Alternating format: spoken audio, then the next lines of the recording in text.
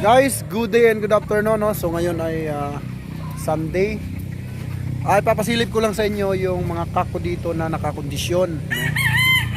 Tapos ipapasilip ko naman yung kapatid ni Maton na 4 times winner na ginagawa ko ring broadcast at marami din siyang anak, mga idol, no? So hindi lang kasi si Maton yung maraming panalo, pati yung mga kapatid niya nagpapanalo.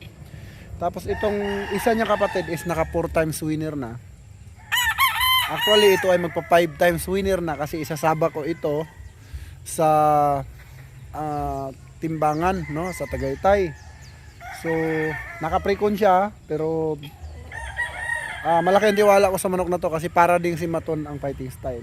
So siguro pag nakapito din siya, stop na rin yung yung laban niya. So ngayon medyo meron pa siyang 3 ipapasang exam, no? Pero pag ito ay kinuha ng ating mga subscriber, ay wala po akong magagawa. Basta magkasundo tayo, wala pong problema. Kasi ito, kumpleto po ito sa vitamins, yung training, ilaw. So, yung pagod ko dito, andito din. Siyempre, yung panalo nito ay 4 na.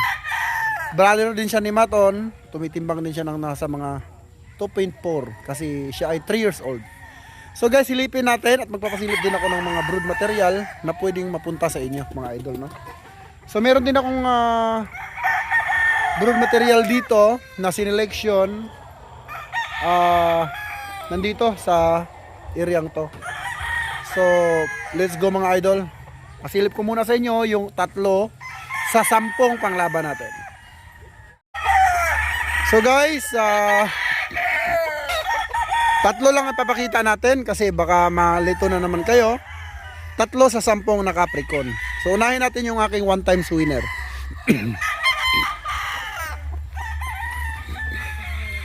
So ito, 1 times winner, anak ito ni Maton. Ayan, kung mapapansin nyo, may tahi pa yan sa kanyang mata. Ayan, may tahi pa yan, mga idol. So malaki ang tiwala ko dyan kasi lahi nga ni Maton. So bibilang ito, mga idol. Ayan. Okay, pero yan guys, pwede nyo kunin, ha, pag nagkasundo tayo sa price, di ba? So hinanda ko ito, vitamins, trainings, andito na. Bandirahan po yan, nasa ilalim yung bandira niyan. Ayan, may tahi pa po yan sa mata.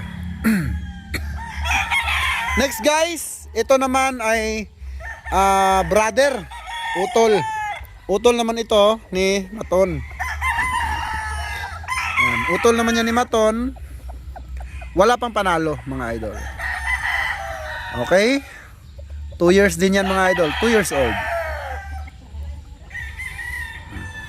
Okay?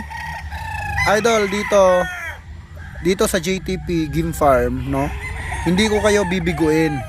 Bibigay ko yung pinaka-the-best ko. Actually, hinanda ko ito sa timbangan Tagaytay. 2 years old po yan, mga idol, ha. Ayan, dito lang po ako nagpiprecon sa, ayan, walang puno, mainit. Then o siya, sige na, dahil matagal ako hindi nakapag-vlog, gagawin na natin 5 yung ipapakita kasi maraming request sa aking YouTube na naghahanap sa akin. Sorry, mga idol, kasi sobrang busy po natin talaga at minsan ay napapagod ako kaya hindi na ako nakapag-upload. Ito naman guys, etong manok na to is related din kay Maton. Ayan, brother niya rin yan, pero mas bata sa kanya. Then yung paa niya, ayan, kung mapapansin nyo, may 3 guhit na. Ayan, kasi selected po yan. Pang timbangan po ito guys, no? Ang teknik ko naman guys sa timbangan ay gusto ko yung mga mahahaba. Ito 2 years na rin ito. Ayan. So guys, pinaghirapan ito, kinondisyon. Alam nyo na, no?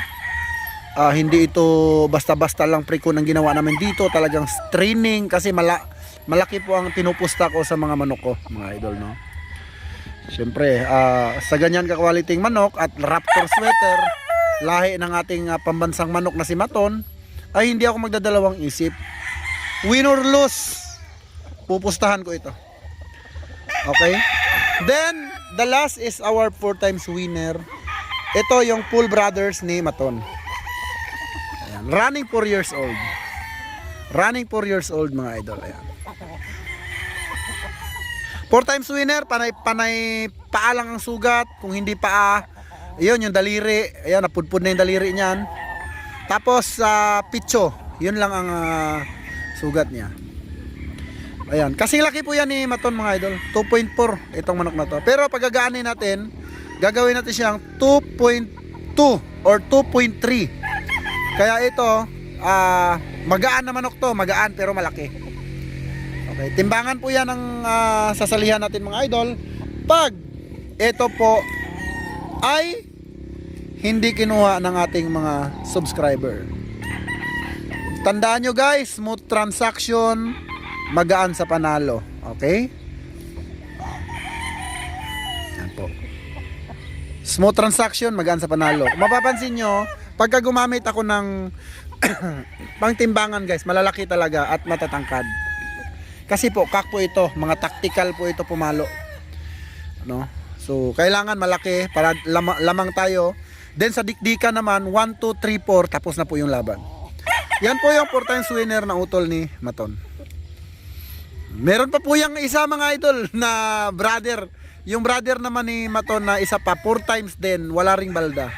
Ganon po sila katindi. At ito po ay, ginawa ko po itong broodcock. May mga anak din po ito mga idol. Ayan. At dahil nga tapos na siyang maglugon, at ayan, susubukan natin isali sa exam. Baka sakaling makalima, pagka 7, pahinga na po ito mga idol, okay? Then syempre guys, magpapahuli ba ang ating one of the most highest winning line. This is the Boston Millionaire na bandirado. Ayan. Tinawag ko po itong King Millionaire. Ayan. Si King Millionaire mga idol kasi Tres Marias po yung nasa yung palong niyan. Siya si King Millionaire mga idol. Kaya ko tinawag na King Millionaire yan kasi unang-una tindig hari. Ayan. Tindig hari mga idol. Okay. So makita mata mga idol, ayan o. King Millionaire mga idol. Then syempre, magpapahuli ba ang ating signature line? Bago ko kayo sabihang mabuhay ang bayang Sabongeros, nais ko lang ipakita sa inyo ang aking famous and syempre anak ng ating bidang si Maton. Ayan po siya. Si King Cutter naman ito guys, no? Kasi itong Raptor na to, yung cutting nito nasa harapan. Nasa harapan yung cutting niyan. Power, speed, syempre talino andyan na rin. Maraming salamat mga idol. God bless you all. Mabuhay ang bayang Sabongero. Thank you.